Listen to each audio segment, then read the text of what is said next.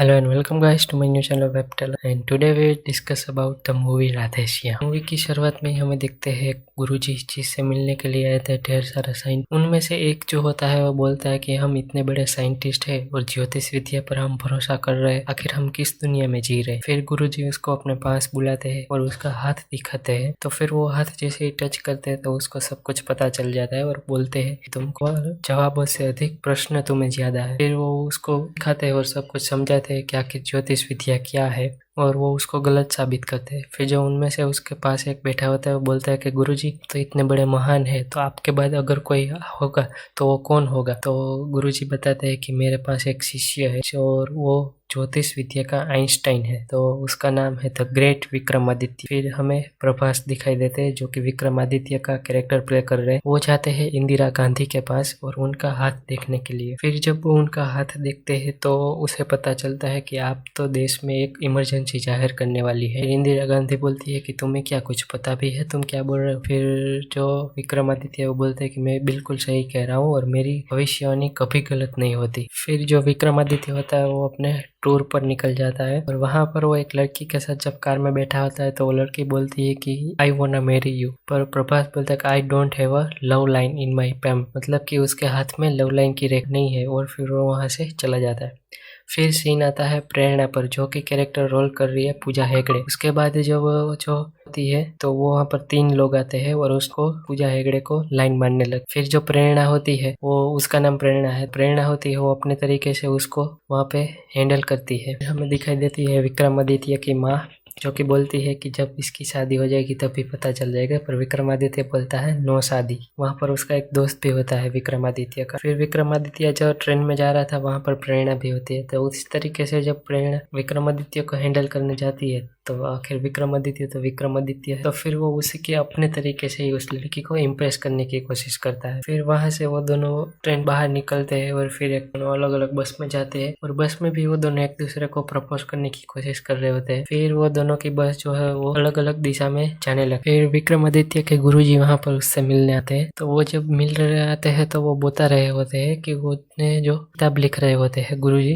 जो 70 साल से वो बुक लिख रहे होते और वो विक्रमादित्य को दिखाते हैं। तो उसके पहले ही पेज पर लिखा होता है पामेस्ट्री 99% साइंस। तो फिर विक्रमादित्य बोलते हैं कि आप ही ने बताया था कि ज्योतिष विद्या एक अंधशास्त्र नहीं है पर साइंस है, तो अभी आप ही कह रहे हैं कि 99% है जो साइंस, तो वो ये बुक को नहीं लेता है और वो गुरुजी को वापस कर देता है। फिर वो गुरुजी के कहने पर एक जो हमारे इंडियन बड़े से बड़े बिजनेसमैन होते हैं वो उसका पाम देखने के लिए जाते हैं। वहां पर वो उसे बताते हैं कि तुम पॉलिटिक्स में अपना कदम मत रखो, तुम अपना बिजनेस ही संभालो क्योंकि तुम्हारा फ्यूचर उसमें ब्राइट है, पॉलिटिक्स में तुम नहीं टिक पाओगे। फिर वो वहां से उसको बिजनेसमैन होता है उसको जो बड़ा गुस्सा आ जाता है और वो अपना आदमी विक्रमादित्य के पीछे छोड़ते हैं। फिर विक्रमादित्य जब रोड पर आ जाते हैं तो उसका टक्कर एक बस के साथ हो जाता है। फिर हमें दिखाई देती है डेस्टिनो जनरल हॉस्पिटल एंड यूनिवर्सिटी जहाँ पर विक्रमादित्य खून से लथपथ होते हैं और वहां पर उसे मिलती है प्रेरणा। फिर उसका इलाज होता है और वहां पर बेड पर लेटा हुआ होता है। फिर वहां पर वो बहुत ही अलग अलग तरीके से प्रेरणा को पटाने की कोशिश करता है। वो जो विक्रमादित्य होता है वो दोनों पर पर्दा डाल देता है और दोनों बात करते हैं। दोनों बात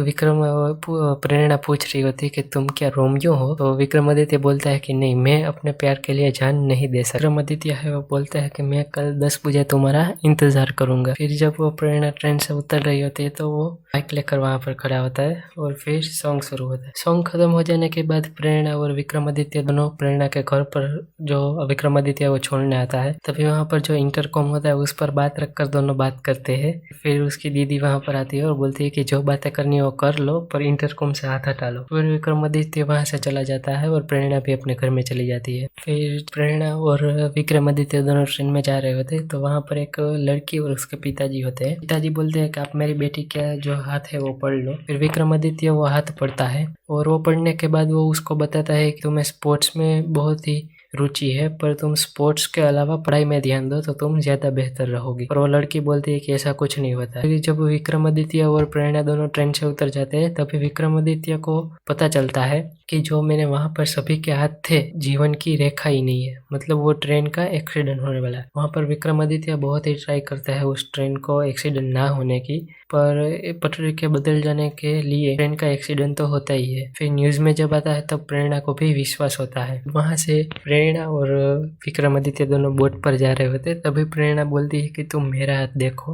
वहां पर विक्रमादित्य उसका हाथ देखता है और बोलता है कि तुम्हारी लाइफ तो बहुत ही बड़ी है और तुम जीवन में बहुत कुछ देखोगी, जैसे कि प्यार है, अपना सुखी संसार है, वो सब देखोगी। तभी वहां पर प्रेरणा की नाक से खून बहने लगता है और विक्रमादित्य उसको हॉस्पिटल में लेके आता है। तभी वहां पर जो उनके चाचा जी होते हैं डॉक्टर, वो बोलते हैं कि उनको ब्रेन ट्यूमर है, जो कि वो सिर्फ 2 या 3 महीने के लिए ही जिंदा रहेगी, उसके बाद वो मर जाएगी। तभी विक्रमादित्य वहां पर प्रेरणा के पास जाता है और बोलता है कि मैंने आज तक भविष्यवाणी कभी गलत नहीं हुई, मैंने कहा है जो तुम्हारे हाथों में मैंने देखा है वो होके ही रहेगा, तुम जियोगी। फिर जो उसके चाचा जी होते हैं वो उसको झूठा दिलासा देने के लिए वहां से उसको भगा देते हैं। और तभी विक्रमादित्य बोलता है कि अगर कोई तुमसे पूछे कि ये सब कौन कह रहा है तो बता देना कि विक्रमादित्य ने कहा है। ऐसा करके वो वहां से चला जाता है। फिर जो उसके चाचा जी होते हैं विक्रमादित्य को परखने करने के लिए वहां से उसके जो हैंड प्रिंट्स है वो सभी अलग अलग लोगों के उठा लेता है और वो विक्रमादित्य को दिखा देते हैं 5 लोगों की। तो विक्रमादित्य तो तुरंत ही उन सभी के जो डिटेल्स होती है वो दे देते हैं। फिर जो उसके चाचा जी है वो प्रेरणा को बोलते हैं कि अगर विक्रमादित्य ने कहा है कि तुम जियोगी तो तुम जियोगी। फिर वहां पर विक्रमादित्य और प्रेरणा जब एक बेंच पर बैठे होते हैं तो प्रेरणा बोलती है कि मैं तुमसे शादी करना चाहते हैं, पर विक्रमादित्य बोलते हैं कि मेरे हाथ में लव लाइन नहीं है, तो वो उस तरीके से उसको मना कर देता है। फिर जो प्रेरणा होती है उसकी डायरी जब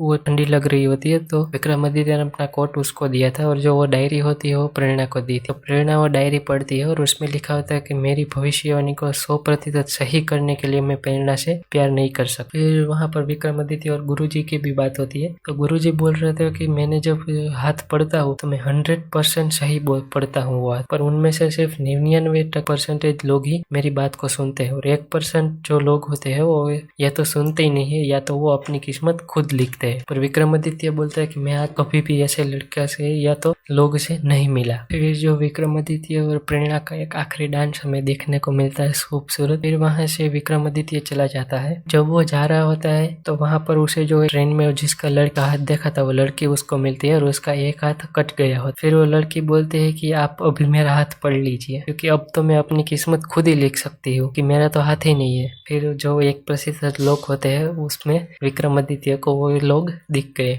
वहां पर प्रेरणा को भी पता चलता है कि जो ब्रेन ट्यूमर उसको हुआ था उसका जो दवाई है वो ट्रायल शुरू हो गया है, तो अब वो प्रेरणा भी बच सकती। और तब तक वहां पर उसको एक लेटर मिलता है और उसमें जो लिखा होता है कि जो प्रेरणा है वो एक्सीडेंट करने वाली होती है, उसको जो विक्रमादित्य नहीं मिला इसीलिए। तो जब उसका एक्सीडेंट हो जाता है और वो हॉस्पिटल में पड़ी होती है तभी वहां पर विक्रमादित्य फोन करता है और प्रेरणा से बात करता है कि मैं आ रहा हूँ तुम्हारे लिए। फिर जब वो रेलवे स्टेशन जाने की कोशिश करता है तो बहुत सारी बारिश होती है, इसीलिए पानी चारों जगह भर गया होता है। फिर जब वो एक शिप वहां से जा रही होती है तो वो जब शिप में चढ़ जाता है बहुत ही मुश्किल से, तो भी वहां पर पता चलता है कि जो कैप्टन होता है वो तो जो जब उसको बीमार हुआ था, एक्सीडेंट हुआ था, तभी वहां पर हॉस्पिटल में उसके साथ था। फिर वो कैप्टन और दोनों जब वहां से जा रहे होते हैं तभी बहुत सारी बारिश गिरने के कारण जो शिप है वो बहुत ही लहर बड़ी उठ रही होती है। फिर जो छोटी छोटी बोट होती है वो निकाल कर सब चले जाते हैं। जब कैप्टन आखिरी बार चेक कर रहे होते हैं तो विक्रमादित्य नीचे गिर गया होता है और एक कंटेनर के पीछे छुप गया होता है, तो कैप्टन भी वहां से चला जाता है। जब विक्रमादित्य को पता ही था कि जो पामेट्री साइंस है वो 99% सही है, तो जो वो अपनी किस्मत अब खुद लिखने वाला था, तो उसने जो बहुत ही ट्राई की तो वो सिर्फ शिप के साथ पानी में गिर गया। और जब वो ऊपर तक आया तो उसके पास एक गन थी, तो उसने एक मैसेज छोड़ा जिसके पास जब वो कैप्टन ने देखा तो वो बोल रहा कि कोई शिप पर छूट गया है। फिर बोट पर आता है और इस तरीके से वो जीन जहाँ पर खत्म हो जाता है जब पानी में जा रहा होता है। तो फिर वहां पर प्रेरणा जब चेयर लेकर उसका इंतजार कर रहे होते हैं और तभी वहां पर फिर से विक्रमादित्य दिखाई देते हैं और वहां पर बैठ जाते हैं और प्रेरणा भी उसके पास चेयर में बैठी होती है। तभी वो वहां पर अपने आप को रोमियो समझते, वही डायलॉग फिर से रिपीट होता है। और फिर हमें एंड में दिखाई जाता है कि जो विक्रमादित्य ने वो लड़की में ट्रेन में थी जो लड़की, उसका हाथ देखा था और बोला था कि तुम पढ़ाई में ध्यान दो, स्पोर्ट्स में नहीं है, तो वो ही बहुत बड़ी स्पोर्ट्समैन बनती है और इन दोनों की भी शादी हो जाती है। यहाँ पर मूवी एंड हो जाता है। अगर आपको मेरा वीडियो पसंद आता है तो लाइक कीजिए, शेयर कीजिए और सब्सक्राइब करना मत